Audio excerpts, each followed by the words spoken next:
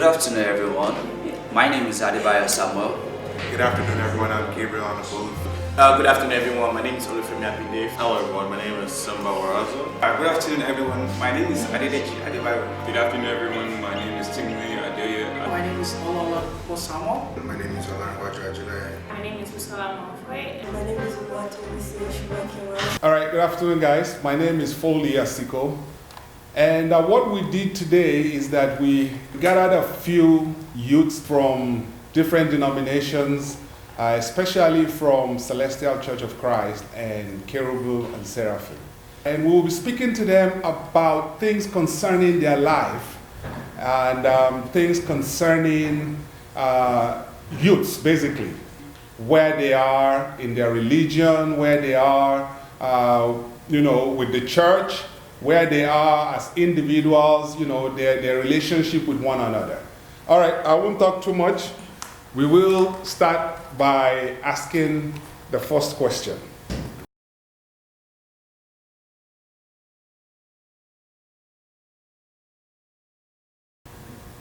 My first point of what are the things, the factors that are affecting our religions of today. My first point will be the representation. Who are those representing our religions? Who are those representing our traditions? Who are those representing we ourselves? And my second point will be the language. How do we speak out our religions? How do we talk to people about our religions? What kind of language did our religions based on? And my last point, which will be based on the change of our religions. Because if we should be talking about, okay, what are the things that have changed in our religions? There is nothing that has changed in our religions. It has been the same thing, the way we have been taught right from our day one. That is the same thing. That is the same way we are still practicing the tradition of today. I think there's also something we are missing there, which is belief. Because I believe, without belief, you can't have religion. Because you have to believe in something to say, okay, this is my religion. And then, when we view religion in terms of modern world or what is going on nowadays, we say that the term is changing.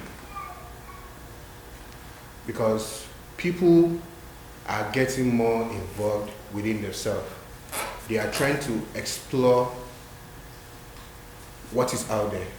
That they are trying to shift away from the norms of what the society has preset for them. Mm-hmm. So when we talk about religion, I think in maybe in years to come, I think the word religion is going to change to something that's, I don't know what they're going to come up with, but I don't think it's people will coin it as a religion no more. Because, which is why I say, there's no, you can't have religion without having to believe in something, which is why we have different forms of religious organization. We have the Christians, we have the Muslims, we have the Buddhists, yeah.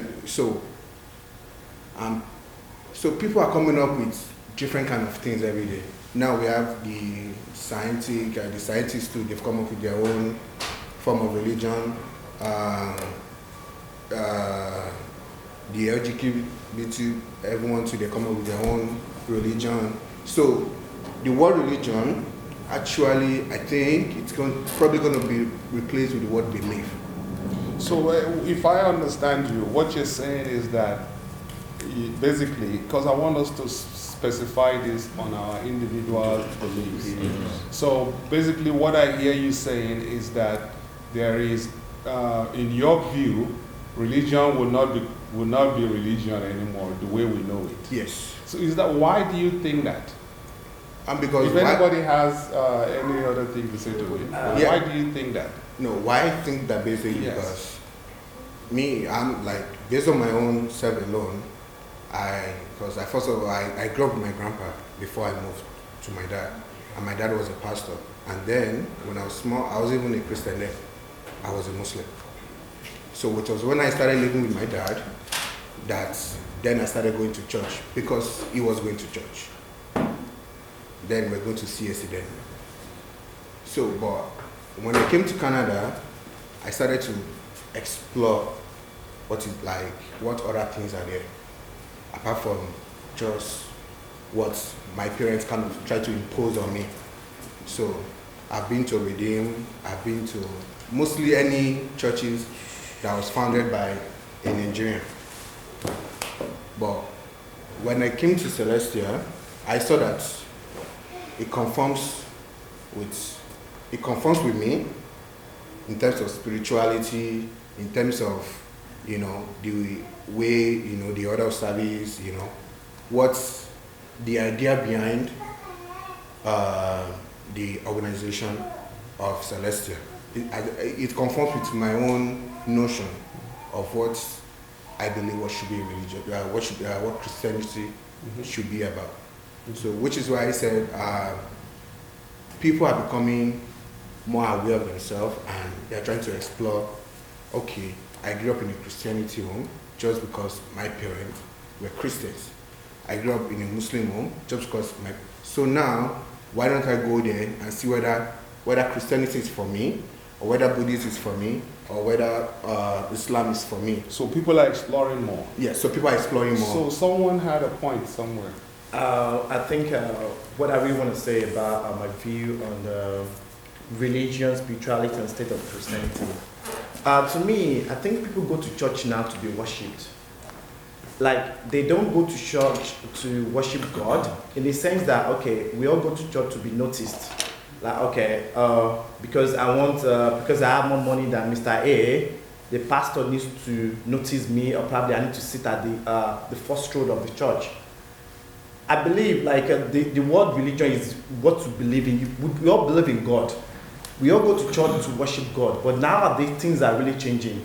Like a lot of quote unquote fake pastors because of the love of money. So the true religious people, they're very few compared to what people they really come up with, like, okay, because I want to make money, because I can soon turn people to come to my church.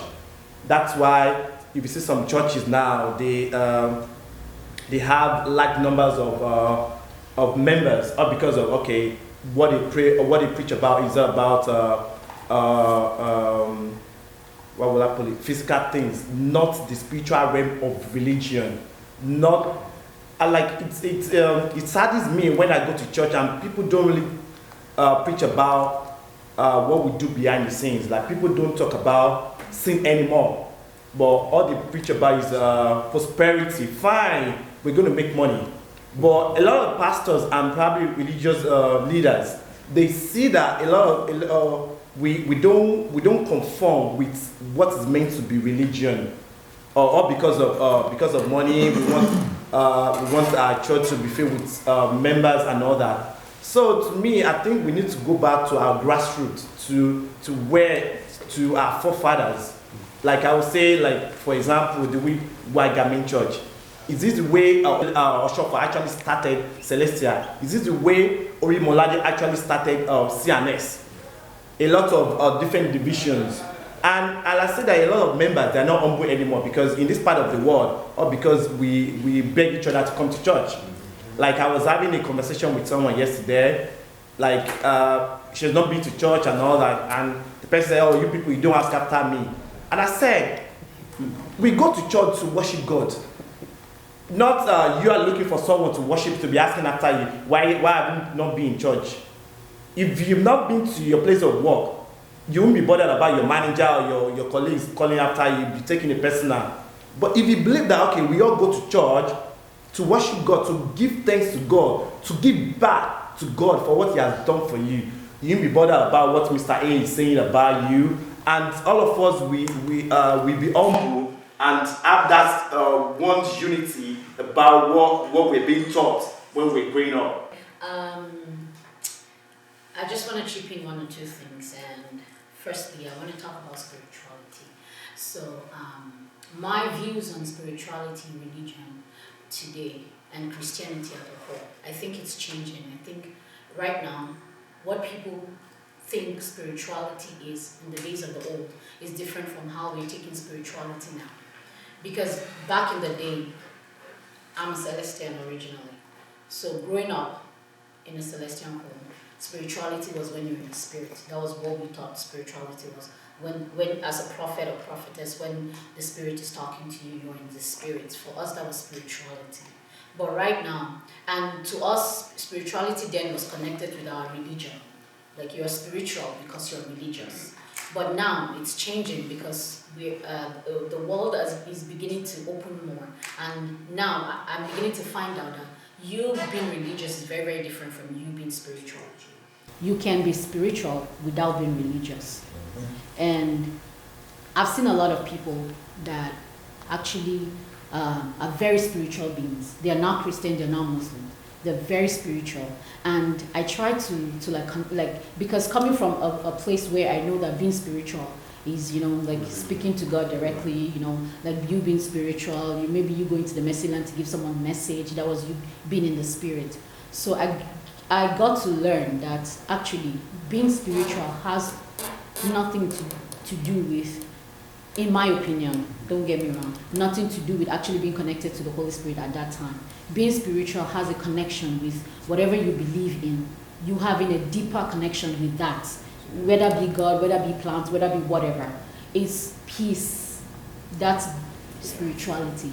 And right now, the Christians of nowadays, that's why sometimes it's hard for our parents or our grandparents to connect with us being Christians these days, because now we are getting to find out that actually being spiritual is more of peace, more of connecting to your maker or whatever it is that you believe in. It has nothing to do with your religion. It has nothing to do with if you're a Christian or a Muslim. It's just you connecting with peace, with being a good person, knowing you're good and bad, not hurting anyone, all of these things. So I feel that Christianity now in this time is actually getting another meaning from what we grew up to know what Christianity was.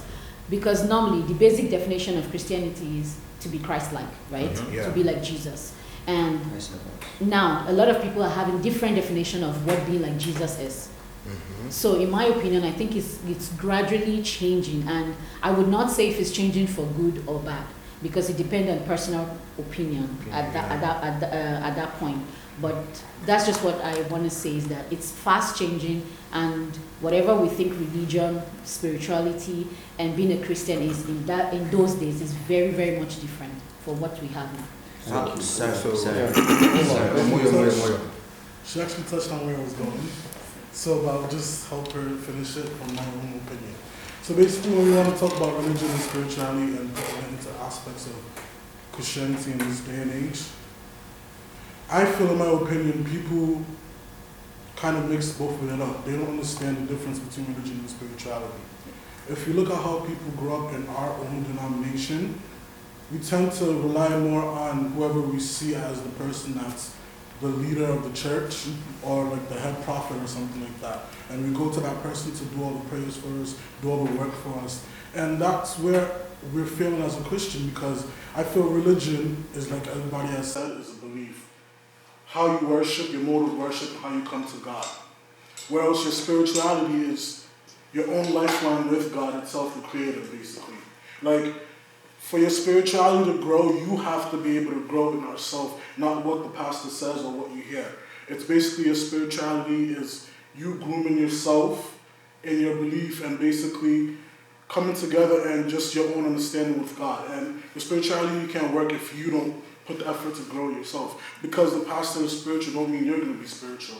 just because you go to Sunday, church every Sunday, play instruments or do stuff that are religious or spiritual don't mean you're going to be spiritual. If you don't actually work on it at home, you're not going to be spiritual. So it's your lifeline pretty much is your own connection with God that makes that spirituality come out and evident to other people that, okay, this person is spiritual. And I feel like Christianity today is coming down because people usually they're too lazy to do it themselves. To put the work in, put the effort you have to move closer to God the right way. It's tough, especially in this day and age. Like all the distractions, worldly things around you, you tend to kind of tightly like just overlook it. I would say my church, for instance, Celestial Church of Christ, that's one of our biggest factors that's bringing us down right now. I feel like most people are lazy to do the right thing, that's why it's not working the right way. So at the end of the day, it's like your spirituality comes from you and what effort you put into whatever you need to do. That's how I see it. Thank you. So I want us to do something so this particular, man, we could talk about this all day. Wow. Okay, so I have one question. And I want a few people to answer this, and it will be a short answer. Who is staying in church because out of their own volition? Let me put it that way. Who's staying in church without it being that if I had my way, I would not go to church? It's your own choice, pretty much. If I had my way, I would be somewhere else. No, if I had my way, I would be somewhere else. Well, no. What I mean by somewhere else is that at least if I have a choice to choose. Do you not go to church or not? To go to church, to not go to church, or to go to a different church, or to try my hand on something else, and then who will do that? I kind of say I will, and I have an explanation because it's not like 100%. Sometimes I feel like there's so much more about Christianity that I don't know because I'm confined. I just do this, my husband attends church, so I go with him. I feel like if possible, if I was way younger and I had my liberty, I would have explored Christianity not in the eyes of a church. I would have explored what it means to be a Christian, but not confined in a church or have a doctrine. That's true. Basically, for me, that is what, like I said, when I was young, my grandpa was even a pastor, and I was a Muslim. I was not even going to his church. It was when I moved to my dad that I started going to church because it kind of forced me to be going with him. But when I got to Canada, I said, you know what? Let me explore what is out there. Right, so you made a choice. You had a chance to make a choice. How about you? Yeah, actually, what I want to say is, I would say voluntarily. I would say back home, it's a church you're born into. Yeah, your understanding, your belief, everything is within the church setup. Like, okay, we are born into the CNS fold. This is what we do, and this is what we believe. And at times, as we grow up, what I got to understand is that most of us were born into the fold, but we don't understand the church we were born into. Okay, I was born into CNA, so that's just a one-way traffic and all that stuff. But as we grow up, understanding get done on us, get done on me, to understand a lot of things. One, like the spirituality aspect of the CNA setup, to me is something that is very unique. I've explored every other church. I've been to the Redeemed Church, I've been to other denominations, but I felt so comfortable with the CNS fold. Because I don't know if you are allowed to speak Yoruba here. Yeah, please go ahead. This only Jodlati on one, only Ẹ̀mí mímọ́ ló ń darí wa tí a kò lè rí àfi àwọn tá a fi ìran náà hàn ló mọ ìran ìjìnlẹ̀ rẹ̀. So when you have the detailed knowledge of how the church is being set up, honestly, you will really appreciate it. But it is not everybody that has the grace. Sure. Why? Because it is not all of us that really release ourselves to findings, researches, releasing ourselves to scriptures, and releasing ourselves to God to have the depth knowledge of the church which we really are into.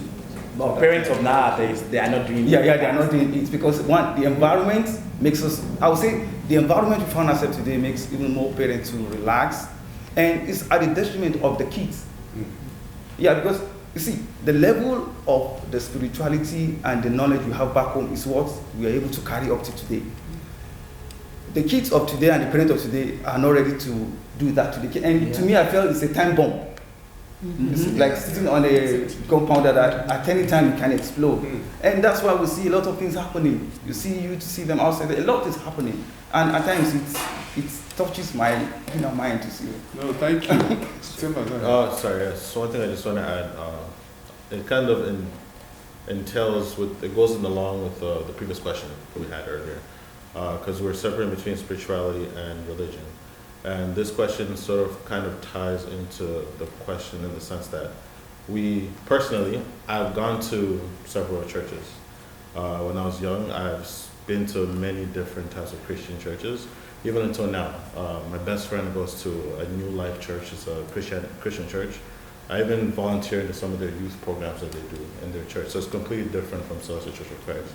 But it's just because I've gotten a deeper understanding of what Christianity is. So I'm not I shouldn't be limited to the only doctrine that I'm following, the church that I'm going to, because there's other things for me to learn.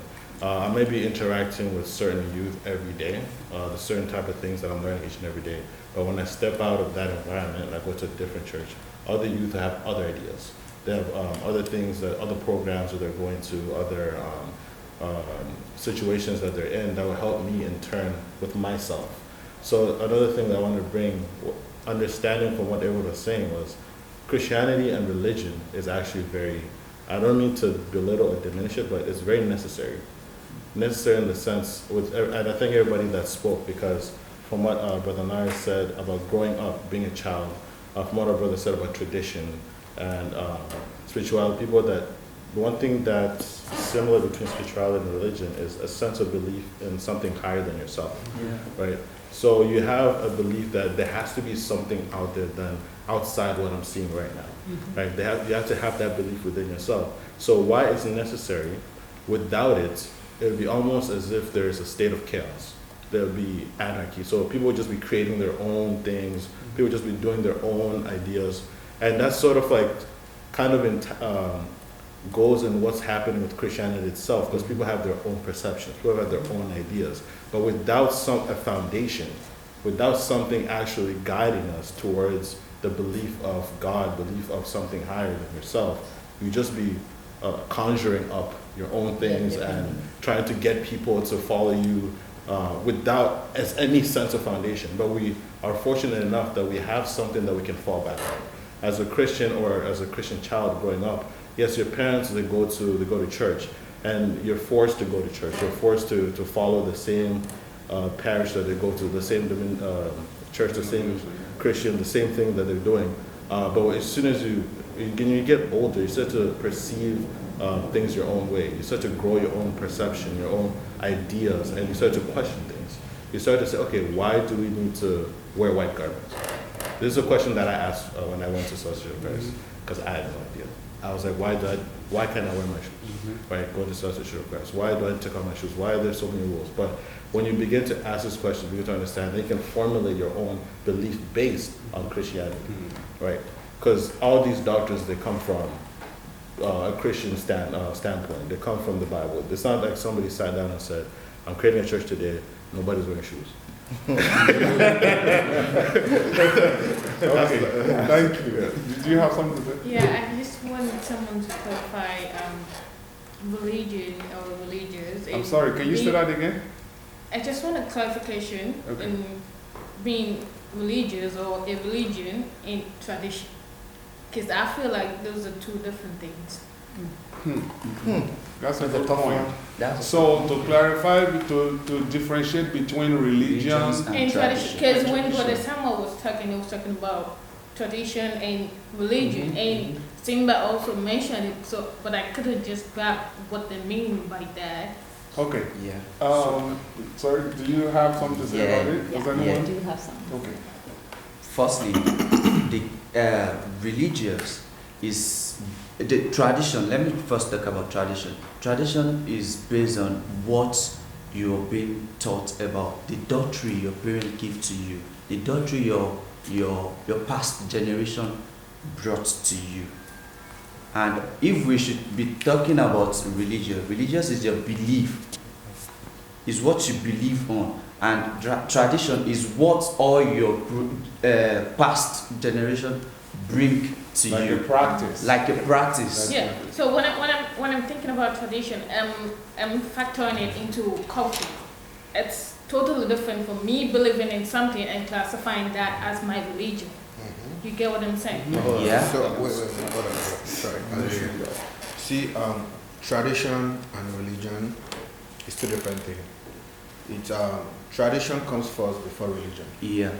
So, your tradition is one, your mom is a Christian, or your mom is a Celestial, your dad is a Celestial. Automatically, you are a Celestial. That is tradition. Your religion is when you grow up or when you're of age, and then you start viewing things different, and you start saying, okay, I want to go my own route. Say you want to be a redeemed, say you want to be a Muslim, or like a whole different, as you come up with your own belief, or what you believe in to be that, okay, this is what confirms with me, that speaks to my soul, or that give you like, who says that peace of mind? Peace of mind. Yeah. Oh yeah. Peace of mind. That give you the peace of mind regardless of What you've been brought up with. yeah, regardless of what you have been brought up with, or regardless of whatever criticism you're going to face, practicing that you believe. Okay. All right. Sorry, you have something to say. Okay, so basically what I'll also say, like just chip in to clarify between both tradition and religion, is like tradition, like they said, tradition is something, is like a way of life. It's something that you do naturally. It's different from religion, but it links to religion. Because, for example, it's a Celestian tradition. Sorry, I'll talk more on Celestian. I grew up a Celestian. So it's a Celestian tradition that we do washing of the feet. It's our tradition. Okay. You see what I mean? So, but that tradition is linked to religion. To religion. So the religion basically is what embodies. Yeah, it's not the same, but when something becomes your tradition, it can be linked to your religion. Okay, that makes so much sense. The question needs to be narrowed down. No, thank you. It makes a lot of sense. We are using the whole thing here, talking about religion, so it needs to be narrowed down. Yeah, I just wanted to touch on what everybody has said so far, from what it was saying. In a sense, when we talk about religion, your religion has to be something that's like in alignment with what you value. So your religion is something that you believe in, something that you think it's right, and you're like following through with it. So it's like you believe it through everything. And yeah, like everybody has said so far, tradition is something that's customary, like we do it this way, so it's something that's gonna continue this way. So although the two of them they're like closely related, but they're like parallel to each other. Okay, so thank you guys so much. That's been really interesting. Okay, I have another question. Now, you started with your parents and all that, and then now you've chosen your own path. Yep. Okay, I want to hope that we all, I want to hope that at one point we have all chosen our own path, because if you don't choose that path, then you can't develop a relationship with God. Yeah. Exactly, you will still be following the pattern that you are being taught. Now, what do you do to retain your relationship with God? Yes. Can I? Okay. Yes. Okay. This is a very personal question, and I don't know if I'm going to share everything, but one of the things I do personally to retain my relationship with God is research, to be honest. I know a lot of people who think prayer. Yes, I pray every day, but it doesn't mean it brings me close to God. Yeah. I pray because I want something. It's always about, Daddy, I want this, Daddy that, Daddy this. But when I really feel like, okay, I've not been close to him of late. I do research. I read his word. I want to know more. I just randomly just open my Bible to whatever page. Whatever page I open, I read it. Then I go on Google and try to look at topics based on that passage that I read.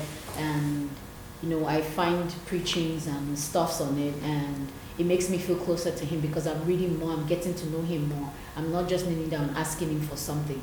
So that's one of the things I do, like to sustain my relationship with him. And also one of the things I do, which I don't do often, and I'm very guilty of this, is like reaching out to people. Like there's a lot of people in this world that I feel like if I want to be Christ-like, he provided, like out of nowhere, he provided food. He gave people shelter. So if I am a true Christian and I feel like I'm lacking behind in my relationship with him, is I try to help. I try to reach out to people, which I don't do often. And this is not about me going to church to show off. I go to random places to people who don't even know who I am. I try as much as possible to help someone. I try as much as possible to give people a little bit of kindness. Sometimes it's not about money. Some people have all the money. They just need love. They need the hug. They need someone to talk to, and they need a shoulder to cry on. So I try to be that person for as much as I can be for.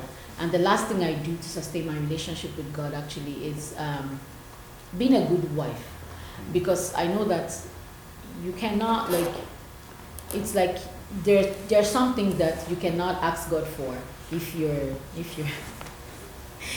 not being good in all ways. I know that it's not being like you can't be perfect, but sometimes I've noticed that whenever I'm not stubborn and I'm in confirmed with my partner, whenever I ask God for something, he does it. I've noticed that, except there's sometimes that I'm just like this. But whenever whenever I try my best. I think this is confession time. whenever he said, be honest. That's what he said. Giving honest answers. So whenever I'm in confirm with him, whenever I am being good, I'm being obedient, and being like that virtuous woman, like things that I want, I feel closer to God. Actually, I feel like I'm doing something right. Sorry, you had something. Honestly, it's like she's speaking my mind. Honestly, that was why I really honestly, first thing every day, I always feel like as a married man, when your home is at peace, then you have the direct link to talk to God. Like when you're at peace with your wife, when the whole place everything is okay, then you have the direct links. Like you're having the direct contact to God, you're talking to God directly, because what comes to your mind is that everything you've said, even if it's just the Lord's Prayer, you feel fulfilled that at least I've spoken to God. So I feel that's the first. Then the second. Sorry to cut you. So before you were married, were you not like close to God? Because you said being a married man. Exactly. When you were before you married. Before I got married. Yeah. Then you have this spiritual life that you have to wake up in the morning, read the scripture. It's another industry. When I was a bachelor, it's different. When I'm a married man now. How do you think it's easy for you to wake up in the morning? Hold on. No, so I think I understand what he's saying. Hallelujah. No, it's okay. Hallelujah. I think I understand what he's saying. He's approaching it and she's approaching it from the point of a married person. Okay. So if you are single and there's I'm a way approaching it from he has to approach it from where he is. From where he is. Yeah. So, but if you are single and you know that you have another way. You're not single, Honestly, hallelujah, sorry. I'm not approaching it from the single point right now. And I'm not from the married point. This is my own perspective. Okay, so let him finish, please. I'm sorry. Go ahead. So secondly, when I always want to be closer to God in terms of my prayer life, my fasting life, and my study life, is studying the Bible, because you have to study the Bible. That's what you carry. That's the only thing, the potent weapon you can use that's the only thing that can sustain you out there in the world of today. And lastly is, I always want to be of help to people, because any day I'm able to opportunity to give someone maybe $5, honestly, I always feel like, wow, I'm on top of the world. Because I feel, because I'm able to help someone. Honestly, I'm able to, you see me singing, you see me sing. My wife at times says, why are you singing like this? I know what I've done. And I know how fulfilled I am inside of me. And I feel with those, at least to an extent, it has really helped me, and I've seen myself growing and more closer to God. Okay, thank you. Go ahead. Yeah. Yes. Personally, how I feel, how I stay, continue my life, I have been in a relationship with God and stay contact with Him is basically built from my own experience and from my own personal belief, which is why I say that when you find your inner peace and you find your own religion, you will do everything to make it work, regardless of the criticism. So, me, how I stay in contact is I make sure that, yes, I've seen a place I know that connects me direct to God, that speaks to everything I believe. When you say God. a place, you mean like a church? Church. Okay. That conforms with everything I believe to be Christianity or spirituality. So, how can I stay in contact? Is trying to make sure that that thing works out. By no matter the distance or this thing, I come to church every Sunday. And I'm always trying to improve. I say, okay, what can I do? How can I make this thing a success, regardless of whatever people are saying? Sorry. And then also, I'm always proud of it. I'm always proud of it. So, like, I can wear my sultana anywhere I want to, anywhere, any acceptable state apart from clubs and stuff. So I can wear my sultana anywhere, regardless of the looks and right. You know, who is this? What was this? Right. So I can be confident. So you're proud of it. Yes, I can be confident. Okay. In that, and then, you know, when people look at you and be like, some people will want to we be puzzled. They are very nice. They'll come and say, oh, what church is this? Then I can tell them, this is my church. I can be proud that, you know. And then I think by doing that, even God Himself is happy in a way. Okay. All right. Sorry. I have a question for the three guys I just put now. Okay. So how do you think all what you're doing is building the relationship, the right relationship with God? Can I be the first to answer? Okay, yes. I think everything I do build a closer relationship to God, because it's, at the end of the day, it's a personal journey, it's a personal race, and it's a way you feel closer to Him. It's when you feel like, I don't know how to explain it because it's personal, but there are times you feel connected to God. And you would feel it. Yeah, you would feel it. like you would feel You so feel strong. that I just did something that God approves. It's a Like personal you would thing. actually, it would look like He's there. Yeah. Like you actually get the yes from Him. So, did I answer your question? Okay. I think so. Yeah. Honestly, But not I think it's a personal thing. I've It's shared a several. personal I've thing. shared several testimonies with my brother here. Bro Femi is a big brother of mine. I've shared several testimonies. Honestly, it's a personal thing. It's a personal No, thing. and let the friends come to it. So what I think personally is that when people think like, how can I get closer to God? They'll think like, oh, I go to church, I pray, I'm close to Him. But like, I don't know if I'm wrong, but what I've learned is that Jesus, He didn't really go to church or anything like that. But He's the closest that we know that's close to God. So how I feel like how I get closer to God is I would do something that would like, I'll think, what would Jesus do for like to make someone happy or something like that. So if I see someone on the street like begging for money, some people will just walk by, but then I'll see, I say, because I know I have money, but then I'll think, oh, I need, like I'm hungry too, you know. But then I'll think, what would Jesus do? So I'll just give him out of the change that I have for food, and I'll give it to that person. Maybe they'll feel. No, and I'm hearing. Yeah, please go ahead. Hi, so my name is Awad Kupo. I believe since everyone has been talking, they have not said their name. That's I'm Awad Kupo, and I go along with what you said. I go along with what you said. I just want to add a little bit of something to it. I believe, personally, our day-to-day life is building a relationship with God. I'll give one example only. Say for instance, you're good to your husband, you're this, you're that. Sister, I want to ask you a question. If you go into a bus and you're sitting down, being a Nigerian woman, I'm sorry to say it, but, and someone just comes and just pushes you like this, you're gonna react, right? No, I'm not. Are you being sincere? I'm being sincere. When the person slaps you, will you react? Yes, I will. But if you just hit me, I'm not gonna react. Because at the end of the day, like I said, like if you listen to the 3 points that I gave, one of my major points was reaching out, helping people. My job, aside, like my job, the job that I do, kind of has built me to not react when people. The job you do for a living. Yeah, what I do for a living has kind of built me not to react, because my job always teaches me that there's always something that happened before that person had a reaction. Yes. So sometimes or most times it's not about me. There's something that has happened. So before if it was someone that was my friend or someone that I know, maybe I'll react quickly. But if it was a stranger, of course if you slap me, I'll react. But if you like brushed me, I would maybe give you a look like. Most likely the person is going through something that you don't know that probably entail them to do whatever they did. Some people would react. Even some people being Christians, like very good Christians, they can't take stuff. But God in heaven, say Jesus Christ, He would say if someone slaps you, you should give him the other one to slap. Right?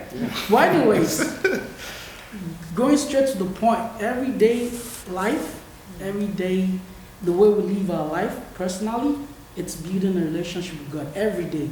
With the way we walk, the way we talk to people, if it's Christ-like, you're building a relationship with God.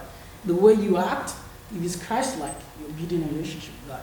Whatever you do that goes along with what you said, that you think Jesus would do, is you building a relationship with God. That's what I would say. Nancy, I have a question for you. Okay. In the beginning, you said that like when you just ask God for something, it's not like enough to help mold your relationship with God.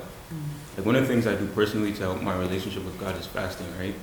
So like I feel like when you pray to God and He answers your prayers, won't that motivate you to like talk to Him more? No, don't get me wrong.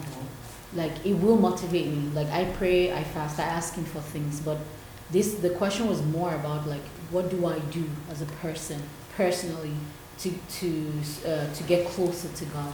So I feel like I pray, like I ask, it makes me get closer to Him, but for me it's not enough because I'm always asking for something. Then I'm like in my head, I'm like, okay, you're being too needy, girl. When last did you even read about Him? When last did you know what He wants? When last did you feed Him with what He wants to eat? You know what I mean? Which is praises, which is, which is reading His Word, knowing more about Him, sharing His Word, helping others, all those things. So that was why I said, like, most of the time, I'm not going to say prayer. Prayer, of course, gets us close to Him, but on a deeper level, like, what makes me feel close to Him? You see, people always say about that, oh, Jesus said, when they slap you, turn your other cheek. We all know that nobody's going to, like, that's not what Jesus literally means in anything, because my own Christianity is, if I'm reading the Bible, and you slap me, I'll close the Bible and I use it to slap you. That is me.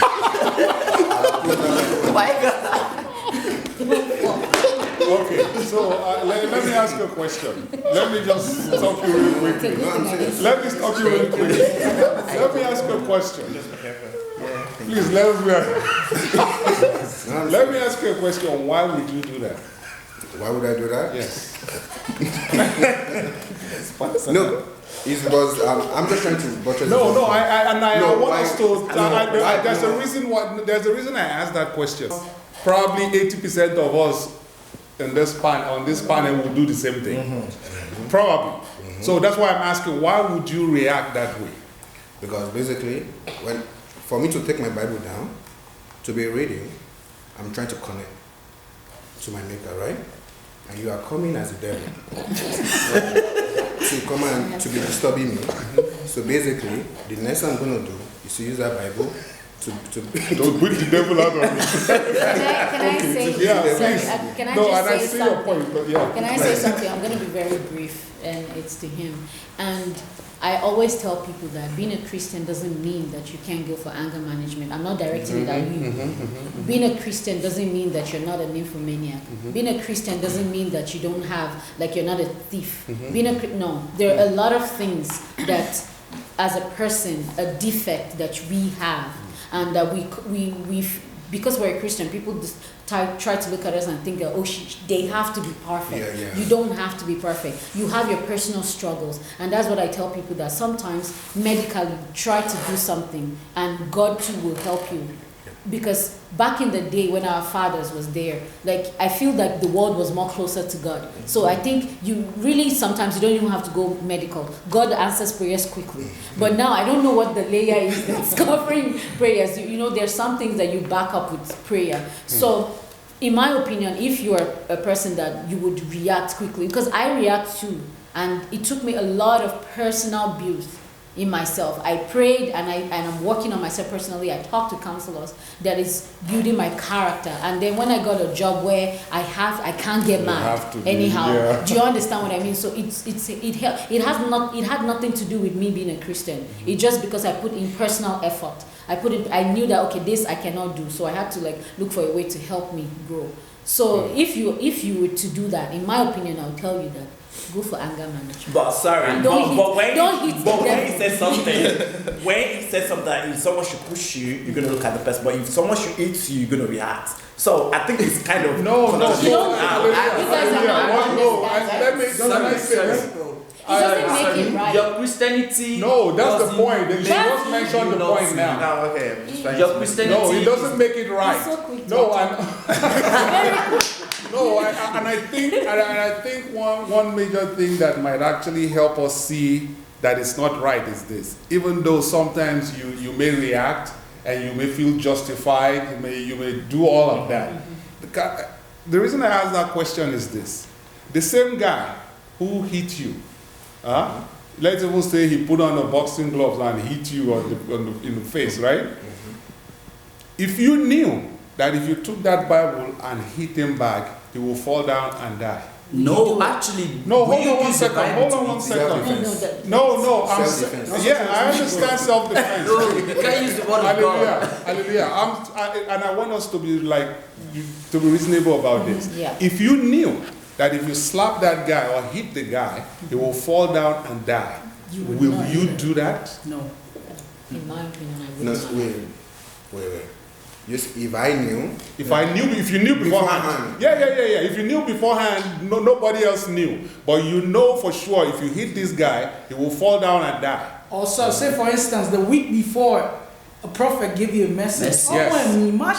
Yes. So someone slaps you, don't do anything. And that's one of the great things about our church is that we have all this guidance. We have all of that. And so, but I'm just saying, if you knew beforehand, more than likely you would not react. Yes. So it makes sense. But there are some jobs that teaches you character, apart from religion. They teach you, this person, if you interact with them today, you may never interact with them ever. So whatever they say or whatever they do not let it bother you. Now, it works for as Christians as well. So you don't have to be a Christian to be a good person.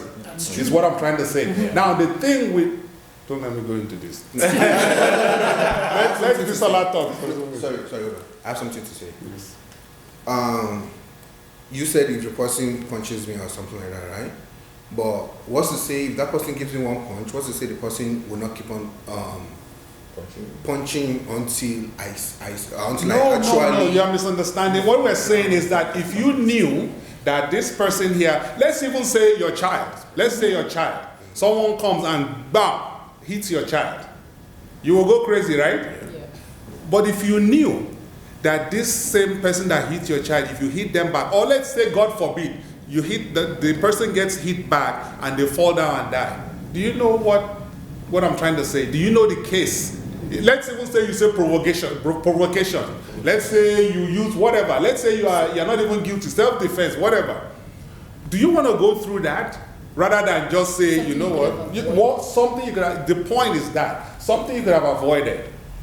Why not avoid it? So I'm saying But That's however, why- if you try to avoid it. No, that's and the why- person keeps. Yes, and I understand that. That's why your hallelujah. That is why our Christianity, our religion teaches us perseverance.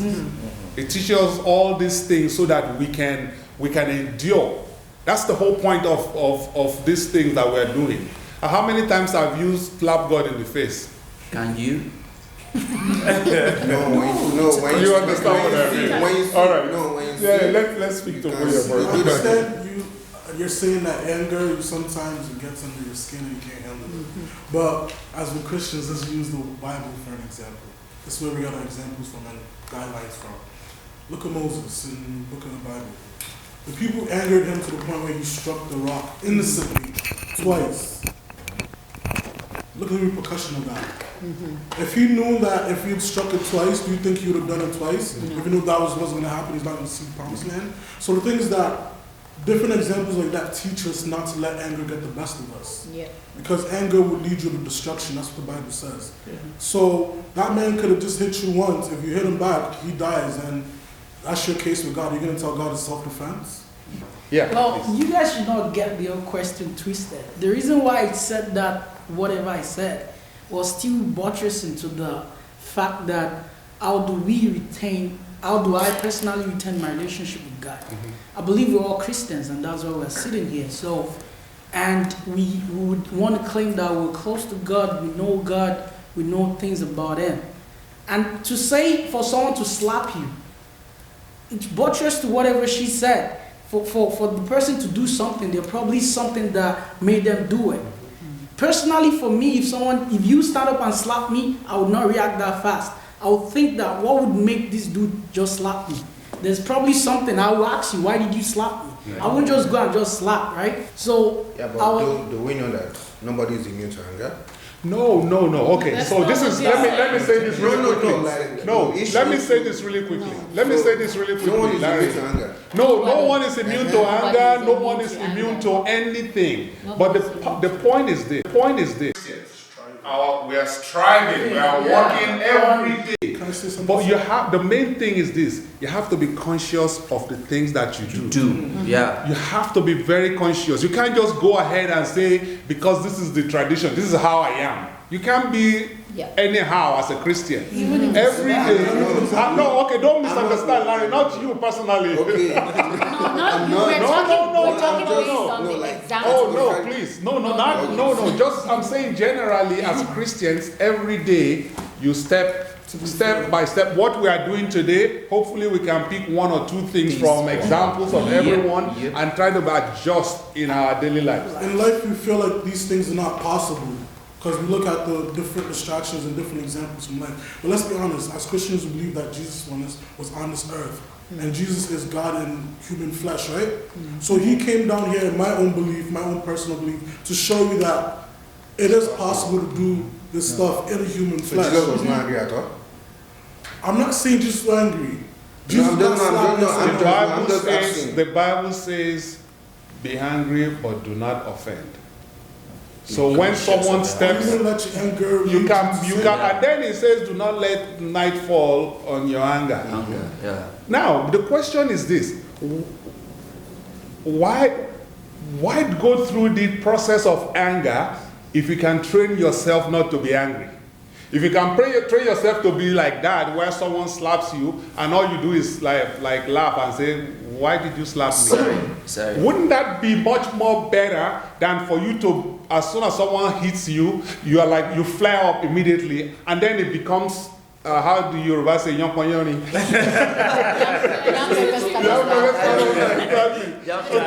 Sorry, let Mr. say something. Wow. So what I'm gonna say is actually links up with what you said the other time. So I just want to say your level of spirituality, to me, determines how you actually develop that connection with God. So the depth of your knowledge of what it means to be a Christian, what it means to be religious and whatnot, actually determines how am I going to develop that connection with God? Am I going to reach that level? You get what I'm saying? Yeah. So even though we youth and because of the days and hate, social networking and whatnot, we don't really want to go into the aspect because we think we still have a lot of time to come back to that. Yep. But it all depends on Okay, great. individuality. Yeah. No, that's a good point. All right. Oh, and I just wanted to add something to that anger point.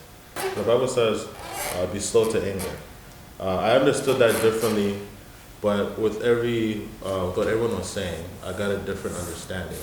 When Brother Mark brought Jesus, and Brother Larry says, so Jesus didn't get angry. There's one particular point in the Bible when Jesus went into a church or a place of worship and he got angry for what he was seeing, what was going on, and he took everything down. So be slow to anger. And also what brother said here about asking, why did you slap me? So don't be quick to just get angry, but there's to be a reason why you're angry. You have to understand, don't just be quick to fall into anger, but understand why it is that I need to be angry at this time. Why is there a reason why I must be angry? Gospel people call it holy anger. No, for what he said, actually, there's a saying that that I have, which means that it's okay to be angry. It's whatever you do while you're angry that defines who you are. Like I would think it's very, very preposterous for you to tell a human being with blood flowing in their veins never to get angry. They will get angry, but it's how you get angry. Now, I could be angry and just be doing this. I am mad. I am pissed. But because I don't want to do something, because I don't want to do something, so I'm trying to channel that anger. Maybe shaking my leg, pacing back and forth, and that's the subconscious of you saying that you can handle this. You don't have to react at this moment, because if you say something, it could escalate. Are you ready for it to be escalated? Yeah. Can you calm down? Can you pipe down? So, like he said, some people will be calm and be like, so why did you do this? I am someone who's very quick to anger. So I've trained myself to know that when I'm angry, I'm just going back and forth. I don't want to talk. I'll be like, can I please leave this, can I leave this vicinity in this moment? I am really angry. So in your case, though, you're able to find a way around anger. Yeah, it's just basically don't do what you're going to regret. If you know that you're going to regret this when you do it, just walk away. It's hard, but just walk away. And when you're okay, then you come back and address that issue, and you realize that you address it in a very different way, and it will end up without being escalated. More than likely, more times you will realize that what you are about to get angry about, it's actually not worth it. No. And you just gain a friend. Yeah. That's just the bottom line. Yeah. Okay. But I have a question. Yes. I have a question. In the process of I was dealing with anger and everything, right? Because I believe everybody has their breaking point. Yes. No matter how you want to be so calm. God help me. Yeah, everybody has a breaking point, and I believe out of 7 days in a week, at least we have 1 or 2 bad days. Yes. In a week. So let's say during those 2 days of those bad days that we have in a week that we all go through, you are trying to keep it in. Somebody's like really poking, and you are saying, God, please just help me. You consume those anger, right? But if you don't deal with it, it will sneak up on you. Yeah. And then when it sneaks up on you, then you're taking it on someone innocent. So which one is worse then? Is it taking actually on the perpetrator or offender? So please let us keep the answers limited to this point. Okay. So are you taking? Is that what you want to talk about? When someone makes you angry. Hold on. So which one is worse? The innocent person or the taking it out on the person that? No. So the point is this. So you are a Christian. Yes, please go ahead. Okay, I'm just going to answer your question. So the thing, like I said, it's not bottling it in. It's finding a way to deal with your anger without regretting your actions. If you offend me, if I'm angry and I don't talk to you about it, that's me bottling it in. And one day I'm going to explode on someone else. But if you're poking me and I know that, okay, it's getting to a point where I'm going to break, I'm going to talk to you. I will sit you down and be like, okay, I'm really upset. And if you keep poking me, I'm not going to be responsible for my actions. I'm going to give you a warning, because we are humans. We will get mad. But if I don't deal with it, that's when what you said will happen. That's when I will probably transfer my aggression to someone else. But if I'm able to communicate with you in a very civil manner and be like, you know what, I'm getting pissed right now. Watch it. I'm just warning you. The next thing you do, if I do something, you know what I mean? Like, it's on you. I've told you. But that way, whoever is poking you or whatever, it kind of give them a warning that, okay, indirect warning. I think I need to stop whatever I'm doing. This person is really getting pissed or something. Yeah. Actually, I just want to back up on what she said. Basically, when you were talking, you said, is it good to put anger on someone else or the person or the main person that? Fine. If you want to work on your anger, you don't work on your anger based on your situation. You work on your anger by yourself, not with someone else. Do you get what I'm saying? So not based on an individual situation. Yeah. Not based on like the present situation. You work it on yourself. Don't work it on maybe someone tried to harm you or someone tried to do something to you. You work it on yourself. You want to try to persevere all the things that have been happened to you. You don't put it on anybody else. So this brings me to a question. So let's say the ball now flips. If you offend someone, let me put it this way. If you offend someone, what would you rather that person do to you? First of all, I believe actions have consequences. Any actions? Yeah, any actions you're doing, they have consequences. Yeah. Right? So let me ask that in that case then, where's forgiveness? Where is mercy? Where is patience? After. Where is, after all of that? After. Yeah, to me, it's after, because every action, you have to know that, okay, any action that you make, you have to know that there is consequence for any action that you make. But so forgiveness after. I actually have something for that word you said, that every action there's a consequence. Okay, there's something called PTSD, and there's something called I'm trying to remember this thing. It's fetal alcohol syndrome or something. Like when a woman is pregnant and she drinks a lot of alcohol, a kid's brain is damaged. So when this child grows up, like for example, he's, let's say a 35-year-old man, muscular, you don't know he has brain damage, and he just comes and punch you. And his brain is like a 5-year-old kid. He doesn't like, and he's laughing. Your first reaction, definitely, my brother, to be high, I know.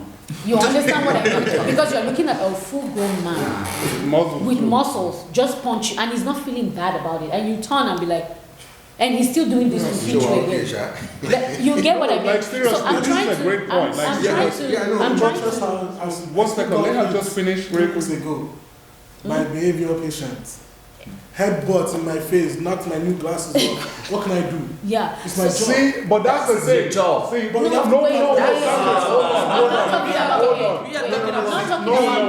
that's the problem. Let me finish. It has nothing to do with this job. in real life. No, I'm not talking about a job now. That's why I said, like for example, like you said, you're reading your Bible, like you said, and this man just comes up to you and just hits you. You have no idea if he has a brain of a 5-year-old. You don't know. He's not working with anyone. He just comes up to you, and he's huge, muscular. You can't tell. He's not like he's autistic. No, he just has this alcohol fetal syndrome, that his brain is damaged. Yeah. And then he hits you. He shows no remorse, because guess what? You're both 5 years old playing. So you don't know. That's why I was saying something like, trust me, nobody's as hot-tempered as I am here. He can explain. Like that's why when people talk about anger, I'm laughing, because I am very, very not slow to anger.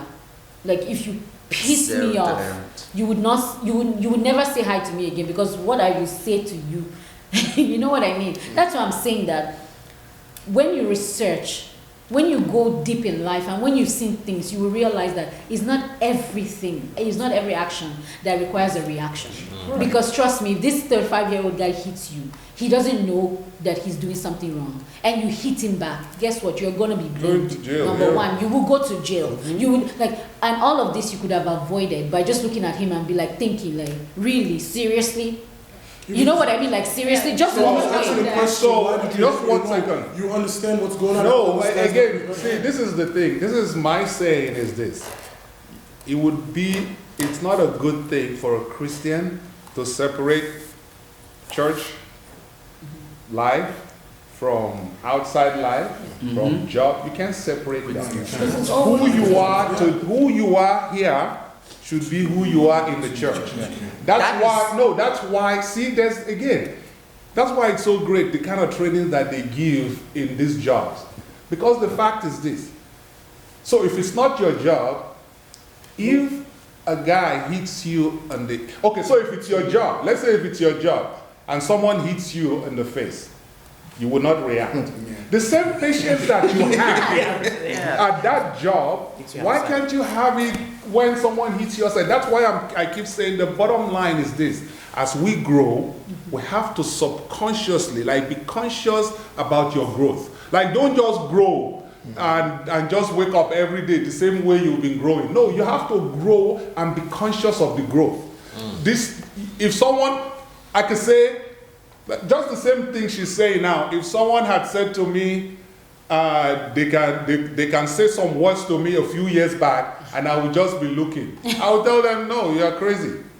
But that growth has come, and it has to continue to come, because in the end, let me just tell you guys one thing about this your generation. You have a generation of people who will provoke you more than ever online. Especially online. So if you don't learn to be patient, there is no way, exactly, there is no way you can represent God, is what I'm trying to say. So please go ahead. Like what you said right now, it's, let's say you do go with that mentality that, oh, every reaction needs, consequence. How far are you willing to go for that consequence? What judgment are you basing on how much you're going to punish that person? Because at the end they look at it as the same way as people that are burning people for stealing in Nigeria. They feel like that's jungle justice. Jungle justice, they feel like that's right. Oh, he did something wrong, burn him.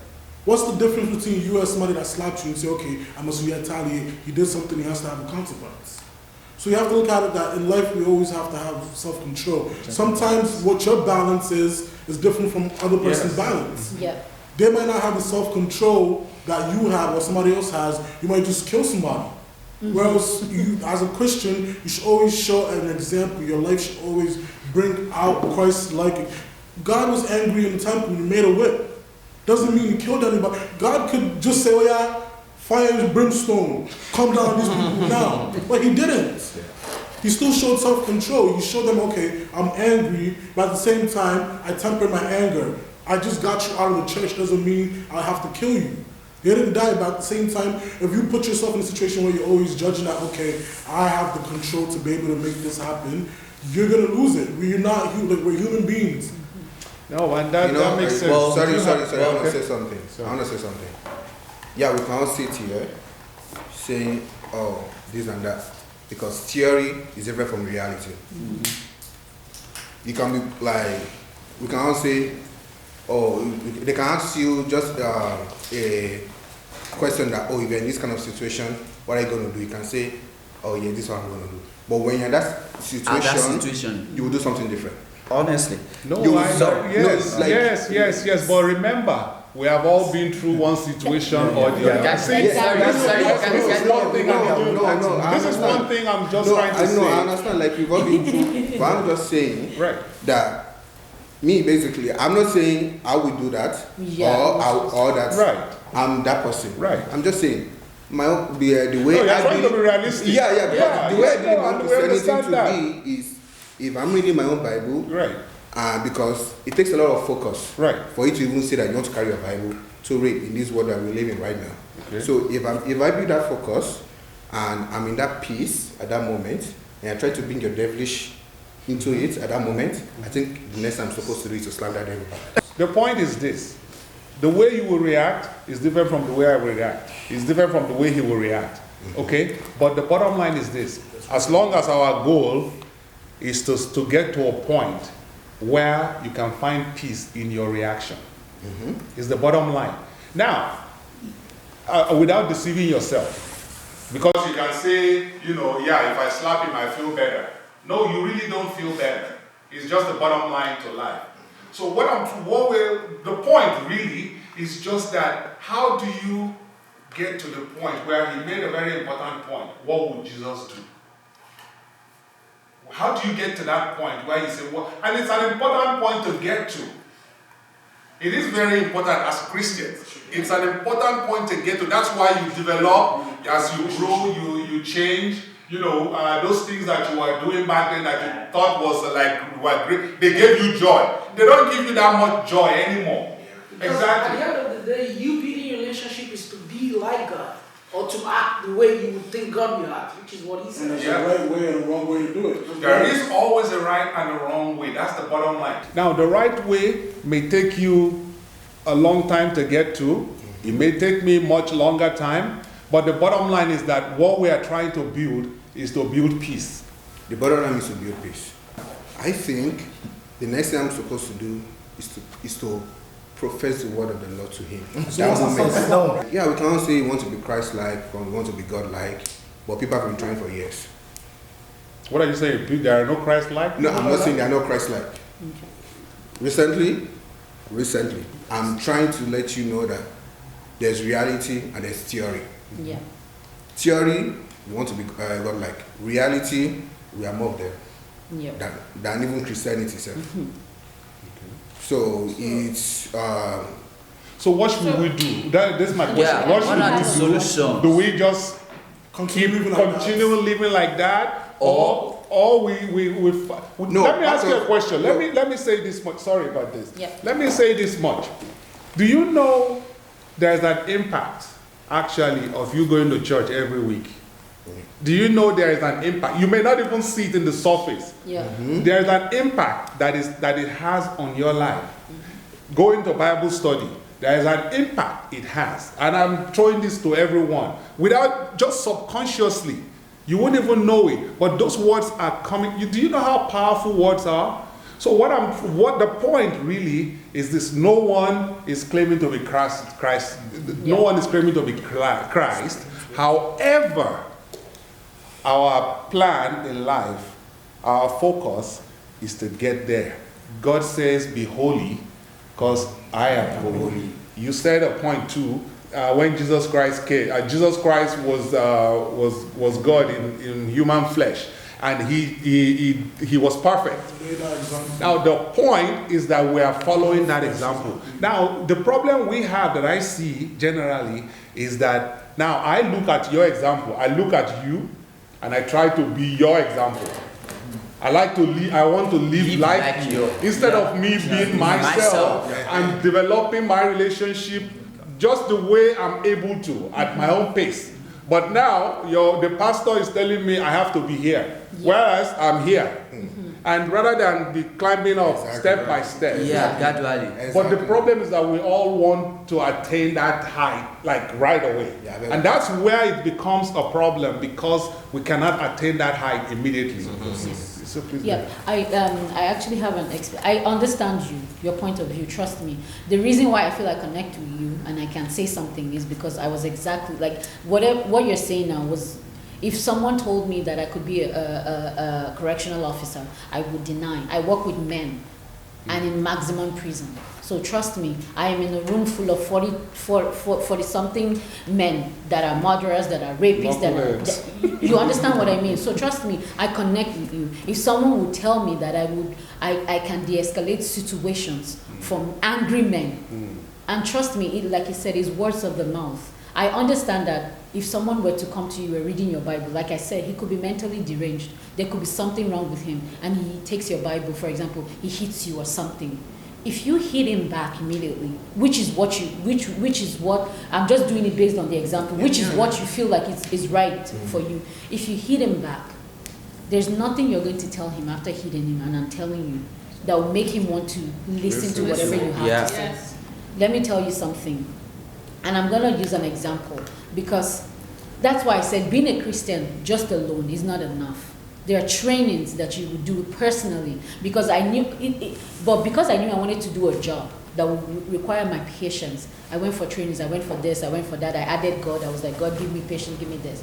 But because we know that, we don't need this, what job am I using it for? We don't give ourselves this extra push to actually work on our relationship, on our strength, on our weakness. And when we know our weakness, we're able to actually build it and make it the strength for us. You understand what I mean? So, number one, that person, you've lost the gospel with that person. Trust me, that's it. Because number one, if that person was not normal, he's already seen you like, okay, you've already told that person that violence is good. So when someone hits you with violence, I hit you back. That person has that notion. But I have been in situations where it could have escalated like this if I had just said maybe shut up or get back or stand back. Like just those two words, like maybe someone would have died just like this. And that's when I realized that there's power in silence. Looks can kill more than words. I don't have to talk to you. If you do something nasty to me, I will give you a stinky look. So if that guy takes your stuff and hit it, even if he's sick in the head, and you look at him like, really? Does this make you fulfilled? For someone who is normal, you just shamed him. You just made him look stupid. Like, wow. Are you happy? Great, wow. Okay. Do you understand what I mean? Yeah. For someone who's not normal. Wait, I have a question, right? Yeah. Because we are saying we're supposed to, like you said, we can express anger, Yes. but it's in a different way. That you're Yes, saying. yes. So, but I'm bringing in his own notion or Dupault's notion that says, oh, when Jesus slap you, when they slap you, turn your other cheek. Jesus is talking about 0% of anger. You still giving that look, that's some form of anger. And let me just answer him, please. No, let me just answer what you just said. I'll let you talk. I just want to buttress that real quick. Okay. Okay, let's not look at even Jesus' part at all. Let's say that type of situation happened now. He slapped you and you took your Bible and slapped him back. Next move, instead of him to like, you slapped me, he pulls out a gun, shoots your dead bow. What happens next? You're taking it too far. No, that's We're talking about all those areas. But that's reality. I understand. Like, okay, the only thing I wanted to say to what you said was when he was saying that, like when Jesus said that when they slap you on one cheek, you turn the other cheek. Jesus is not talking about 0% of anger. Jesus is talking about perseverance. And like I always tell everyone, the way you read Bible and understand it, it's different. It's different. I might read my Bible and understand, like just the way you feel like if you slap someone with the Bible, they will listen to you. That's what you understand. Doesn't mean it's wrong, but it's your level of understanding. Do you understand? Me, in my opinion, I don't think Jesus literally means turn your other cheek. Yeah. What he means is that be thoughtful, think. At that situation, don't be fast to react. Judge the situation. You never know what can happen. You put yourself in a different situation. You understand what I mean? So if someone were to slap you for no reason, number one, it could be for like, what if this person has a gun? Like I'm saying, the first thing you have to think about is your safety. What makes you think that if I'm bold enough to just walk up to you, I see you reading, and I punched you in the face? What if it's not like I'm talking? What if I'm just waiting? I just want to start something. Like he said, I want to start something. So first of all, that's why I said, first of all, you think about your safety in the back of your head. And I might just be talking about this because I'm a security. Maybe that's why. But the first thing I think about is my safety. Yeah. I look at you like, do you have a gun? Right. I look at myself, okay, I don't have a gun on me. I don't have pepper spray. I don't have anything. What can I do? I do my 2 inches, stand back at your feet on my standing post so that when you come, I can punch you. You know what I mean? But that's practical. By punching, she means defend herself. That's what I'm saying. I don't mean like just taking off and hitting you like that. This person might just be looking for something to start a problem. So and these all come back to your level of spirituality, your level of understanding how your job has shaped you. Sorry, how do you get to that? How do you get to that? The level of your spirituality. Sorry.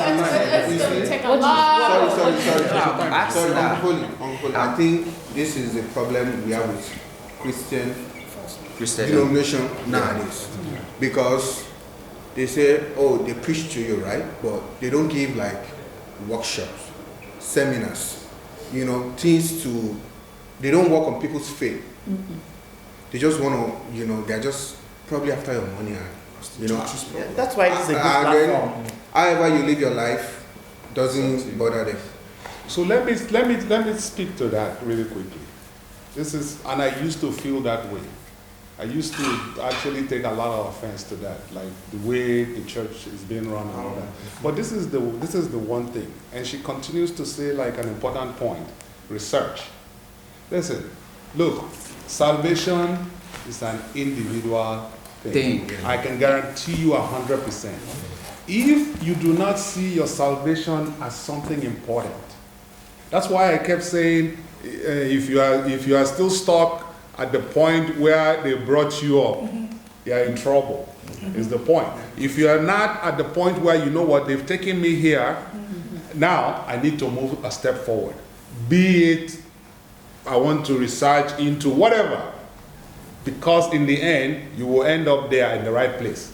However, if you are still stuck in the past where your dad, you will continue to blame religion, you will continue to blame pastors, you will continue to blame your wife, your husband, your brothers, your sisters. You will blame everyone on except yourself. Now, without forgetting that it is your responsibility to pick up either the Bible, go online, and that's why I keep saying this generation, it's really tough. You know why? I still said it yesterday during the service. There's so much information, but there's so much less knowledge. Yeah. There's so much information that you can, and the worst part, they made it so easy too. It's right at the tip of your finger. At the tip of your fingers, the informations are there for you to explore.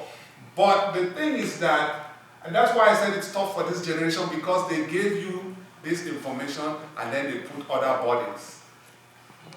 Okay. You can top it up with so many other bodies that you don't even have the time to go to that information. You don't.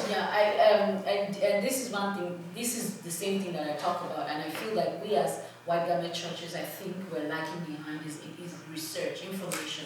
And trust me, no matter what, when you do research, your level of thinking, you will change. People will say some things sometimes and you look at them like, like, where are you coming from? Trust me, something happened in church. Like a church member made a statement, a comment to me on a very good day. Before I could have reacted or said like, oh, why would she think this way or something. She just said it, and I'd be like, I was like, okay. I was like, okay. I think she felt offended that I didn't react, but in my head I was thinking like, I already thought about 3 different things to why she said that. I was like, you said this. Your level of understanding is definitely not on my level. You don't, me and you can have a communication, so I need to cut it there. Because there's nothing I say now that I can explain, you can't get it. Because for you to say this, there's something missing in your, you know what I mean? Like we are not on the same level. So in order not to now sound proud or argumentative, I was like, oh, okay. I just left it at, okay, and because they know that I would have argued or I would have, I would have been offended or something. So like I said, like it's more than Christianity now. And that's why our Christianity is changing, and I feel like we as white garment churches, we need to push our youth, because there's a lot, trust me, there's a lot of information out there that would help us, that would change our mentality totally, because we will see life so differently and things will not even bother us. We want to say thank you for watching and participating in this discussion, and we would like to say thank you to those who are able to make it to this discussion today. Cherubim and Seraphim, St. Michael, Ionio, I want to say thank you so much for coming. Thank you for having us. And also Celestial Church of Christ, Emmanuel, God with Us Parish. We want to say thank you for coming. And also Celestial Church of Christ, Ayomada Parish. We want to say thank you so much for coming. And also Celestial Church of Christ, Mercyland Parish. I want to say thank you so much for coming. Celestial Church of Christ, Christ Choice Parish. Ìgbà tó Olúwa sọ̀jọ́ mímọ́ kalẹ̀. pẹ̀lú àwọn ogun ọ̀run mímọ́. Ìgbà tó Olúwa sọ̀jọ́ mímọ́ kalẹ̀.